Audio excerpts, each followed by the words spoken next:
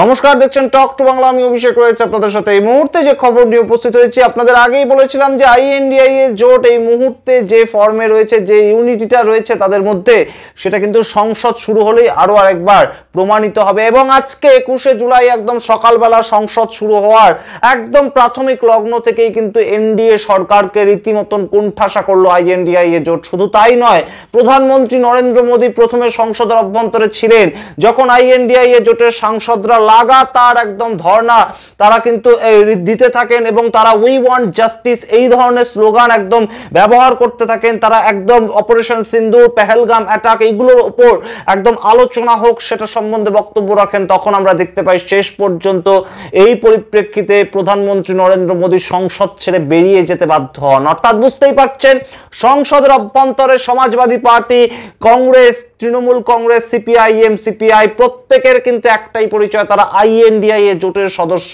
এবং এই ইউনিটিটা যা দেখানো হবে, এই ইউনিটি যা থাকবে তাদের, সেটা কিন্তু আপনাদের আগেই বলেছিলাম। বহু জায়গা থেকে কিন্তু খবর রটানোর একটা চেষ্টা চলছিল যে আইএনডিআইএ জোট ভেঙে গেছে, আইএনডিআইএ জোটের মধ্যে আর কোনো পার্টি বেঁচে নেই যারা একতাবদ্ধভাবে লড়াইটা করবে। কিন্তু যে ঘটনাটা আমরা দেখেছিলাম, বাইরে আঞ্চলিক দলগুলোর মধ্যে যতই অসুবিধা থাক, যতই অশান্তি থাক, যতই প্রেক্ষাপট অন্য থাক, এবং সেই লড়াই কিন্তু কখনোই সংসদের অভ্যন্তরে হয় না। এবং সেইখান থেকে আজকে প্রধানমন্ত্রীকে একদম সরাসরি সংসদ ছেড়ে আমরা কিন্তু দেখলাম বেরিয়ে যেতে, এবং যেটা কিন্তু একদম আইএনডিআইএ জোটের একটা বড় জয় হিসেবেই দেখছে রাজনৈতিক পর্যবেক্ষকরা। সামগ্রিকটাই দেখাবো, কি ছবি উঠে আসছে দেখাবো আপনাদের। তার আগে অবশ্যই টক টু বাংলা ইউটিউব চ্যানেলটিকে সাবস্ক্রাইব করে দিন। এই ভিডিও অত্যন্ত গুরুত্বপূর্ণ, শেষ অবধি দেখুন। এই মুহূর্তে কিন্তু আইএনডিআইএ জোট একদম 24টা পার্টি গত পরশুদিন 19শে জুলাই তারা কিন্তু বৈঠক করে ভিডিও কনফারেন্সের মাধ্যমে। সেখানে একদম কংগ্রেসের সোনিয়া গান্ধী, রাহুল গান্ধী থেকে শুরু করে তৃণমূল কংগ্রেস, ডিএমকে, তার সঙ্গে সমাজবাদী পার্টি, তার সঙ্গে উদ্ধব ঠাকরে শিবসেনা এবং প্রত্যেকটা ছোট ছোট পার্টি, হেমন্ত সোরেনের ঝাড়খণ্ড থেকে পার্টি, প্রত্যেকটাই কিন্তু পার্টি ছিল সেখানে। এবং আঞ্চলিক দল অর্থাৎ যারা বিজেপি বিরোধী জোট, তারা সবাই কিন্তু সেই বৈঠক থেকে একটাই অঙ্গীকারবদ্ধ হয়েছিল যে একদম সংসদ শুরু হলে পেহেলগাম অ্যাটাক থেকে শুরু করে অপারেশন সিন্দুর, সিজ ফায়ার এবং সাম্প্রতিকতম ঘটনা যেটা বিহারের একদম নির্বাচন কমিশন যে এসআইআরটা জারি করলো, সেইটা সম্বন্ধে একদম চর্চা হবে। এবং একদম সংসদ শুরু হওয়ার প্রথমেই আমরা দেখলাম বাদল অধিবেশন শুরু হলো, এবং তারপরেই বিরোধীরা এমন ভাবে একদম অ্যাটাক করলো এনডিএ সরকারকে। প্রধানমন্ত্রী নরেন্দ্র মোদী প্রথমে বেরিয়ে গেলেন সংসদ ছেড়ে, এবং তারপরেও কিন্তু সরাসরি সেই যে ধর্ণা, সেই যে চিৎকার, তাদের পক্ষ থেকে তাদের দাবিগুলোকে তুলে ধরা, যে এখনো পর্যন্ত কেন অপারেশন সিন্দুর সম্বন্ধে কথা হচ্ছে না, সেই প্রশ্ন বারংবার করা আমরা দেখলাম। ওম বিড়লা প্রথমে 12টা পর্যন্ত সংসদকে স্থগিত করে দিতে বাধ্য হলেন। তারপর সংসদ আবার শুরু হলো, কিন্তু আবারও দুপুর 2টো পর্যন্ত বন্ধ করে দিতে হলো সংসদ। তখনও কিন্তু একই ছবি ধরা পড়লো যে বিরোধীরা রীতিমতন এই মুহূর্তে সংসদের দখল নিয়েছে। আগে দেখুন সেই ছবি, তারপর আসছে নিয়ে।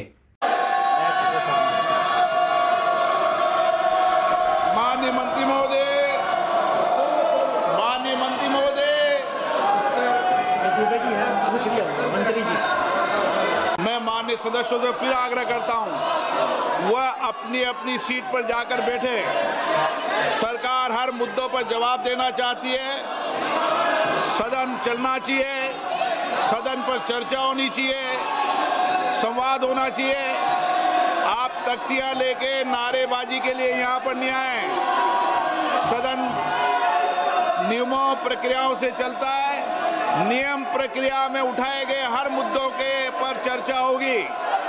आप प्रश्नकाल नहीं चलने देना चाहते, आप सदन नहीं करना चाहते, सदन की कार्रवाई आज 12 बजे तक के लिए स्थगित की जाती है। দেখলেন সেই ছবি, একদম সরাসরি সংসদের অভ্যন্তরে কিভাবে বিরোধীরা এক কাট্টা হয়ে লড়াইটা করছে। এবং এই মুহূর্তে বাদল অধিবেশনে যে বেশ খানিকটা বেকায়দায় পড়তে হবে মোদী সরকারকে, সেটা কিন্তু এই মুহূর্তে প্রথম দিনেই একদম বুঝিয়ে দিলেন বিরোধীরা। এবং সেখান থেকে রাজনাথ সিং, অর্থাৎ একদম প্রধানমন্ত্রী যখন ছেড়ে চলে গেলেন, তারপর আবার সংসদ শুরু হলো। তারপর রাজনাথ সিং, প্রতিরক্ষা মন্ত্রী কিরণ রিজিজু, তারা কিন্তু একদম সরাসরি বললেন যে একদম সংসদে এই মুহূর্তে মুহূর্তে আলোচনাটা করতে দেয়া হোক এবং বিজনেস অ্যাডভাইজারি কমিটির যে বৈঠকটা 2:30 থেকে রয়েছে সেটা আগে হয়ে যাক, তারপর আমরা পেহেলগাম অ্যাটাক কিংবা অপারেশন সিন্দুর নিয়ে কথা বলতে রাজি আছি। সুতরাং কোথাও গিয়ে এই মুহূর্তে INDIA জোটকে ভয় পেয়েছে, তাদের একতাকে ভয় পেয়েছে মোদী সরকার, সেটা কিন্তু বলাই যায়। এই মুহূর্তে আমরা যে ছবিটা দেখতে পেলাম, একদম প্রধানমন্ত্রী প্রথম দিনেই সংসদ ছেড়ে বেরিয়ে গেলেন, এটা নজিরবিহীন একটা ছবি। 11 বছরের ইতিহাসে প্রথমবার দেখা গেল যে সংসদ শুরুর প্রথম দিনেই একদম কিন্তু প্রধানমন্ত্রীর সংসদ ছেড়ে বেরিয়ে যেতে বাধ্য হলেন। এবং সেই প্রেক্ষাপটে দাঁড়িয়ে প্রতিরক্ষা মন্ত্রী রাজনাথ সিং এবং কিরণ রিজিজু তারা কিন্তু যথেষ্ট রীতিমতন সম্মান দিয়ে যে রীতিমতন ঠান্ডা করার চেষ্টা করলেন। আমরা দেখতে পেলাম INDIA জোটের বিভিন্ন দলকে चर्चा करना है, उसका भी निर्णय होगा। और पार्टी मीटिंग में सारे पार्टी लीडर ने कहा है ज़्यादा चर्चा होना चाहिए। सरकार चर्चा के लिए बिजनेस लेके आ रहे हैं और ये नीचे कूद करके हंगामा कर रहे हैं, ये तो कोई तरीका नहीं है। हम लोग ने शुरू से अपील किया है कि मानसून सत्र में सार्थक चर्चा होना चाहिए और बिजनेस लेके सरकार आए हैं। अगर ऐसा हंगामा करेंगे तो हम बिजनेस में चर्चा कैसे करेंगे? आज बिल भी लगा हुआ है और जो भी मुद्दे हैं BSc में तो हम लोग डिस्कस करेंगे मिलजुल करके। इस तरह से हंगामा करना ये तो ठीक नहीं है। नाराबाजी करके इस तरह का समय का वो लोग दुरुपयोग कर रहे हैं।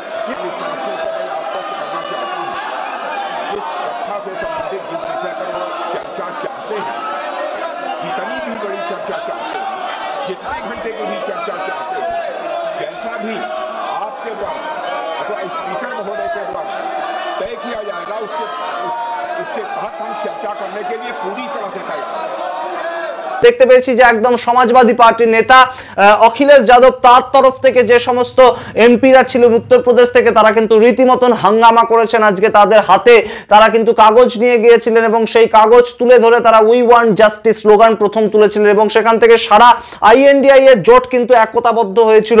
এবং যে ছবিটা আরো গুরুত্বপূর্ণভাবে উঠে আসছে যে যখন সর্বদলীয় বৈঠক ডাকা হয়েছিল তখন কোনো টাইম বলে দেওয়া হয়নি সরকারের পক্ষ থেকে যে এই সময় একদম সরাসরি পেহেলগাম অ্যাটাক কিংবা অপারেশন সিন্দুর নিয়ে কথা হবে। তাই জন্য কিন্তু আরো গুরুতরভাবে একদম ঝাঁপিয়ে পড়লো বিরোধী পক্ষ INDIA জোটের বিভিন্ন দল এবং সেখান থেকে আজকে কিন্তু বেশ বেসামাল দেখতে লাগলো। আমরা দেখলাম যে NDA সরকার যারা এত গরিমাযুক্ত বিভিন্ন সময় তারা বিভিন্ন কিছু একদম সংখ্যাগরিষ্ঠতার হেতুতে তারা পাশ করিয়ে নেয় বিভিন্ন বিল সংসদের অভ্যন্তরে। ওয়ার্ক অ্যামেন্ডমেন্ট বিল সংক্রান্ত বিষয় আমরা দেখতে পেয়েছিলাম যে শুধুমাত্র সংখ্যার জোরে কিন্তু পাশ হয়ে গিয়েছিল বিলটা। সেই সরকারকে সেই NDA সরকারকে আজকে কিন্তু বেশ খানিকটা দুর্বল দেখালো NDA সরকারের সামনে এবং প্রতিরক্ষা মন্ত্রী কিরণ রিজিজু খানিকটা শান্ত করার চেষ্টা করলেন। লোকসভার স্পিকার ওম বিড়লা কিছুটা শান্ত করার চেষ্টা করলেন, শেষ পর্যন্ত না পেরে একদম লোকসভা স্থগিত করে দিতে বাধ্য হলেন। দুবারের জন্য সংসদের প্রথম দিন কোনো অধিবেশনে দুবারের জন্য ফার্স্ট হাফে একদম যে সংসদ স্থগিত করে দেওয়া হলো সেই ঘটনা কিন্তু অবশ্যই এই মুহূর্তে আরো একবার প্রমাণ করলো যে INDIA জোট যেভাবে একতাবদ্ধভাবে লড়াইটা করছে 24টা দল একত্রিত হয়ে শুধুমাত্র মোদী সরকারের বিরুদ্ধে সেই লড়াইতে কিন্তু তারা অনেকটাই এগিয়ে এই মুহূর্তে। আপনারা সামগ্রিক ছবিটা দেখে কি মনে করছেন অবশ্যই কমেন্ট বক্সে কমেন্ট করে জানান। আমরা অবশ্যই সামগ্রিক আপডেট রাজ্যসভায় কি ঘটনা ঘটলো আজকে সেই সমস্ত আপডেটও আপনাদের সামনে নিয়ে আসবো। দেখতে থাকুন টক টু বাংলা। অবশ্যই টক টু বাংলা ইউটিউব চ্যানেলটিকে সাবস্ক্রাইব করে দিন সমস্ত খবর পাওয়ার জন্য। ধন্যবাদ।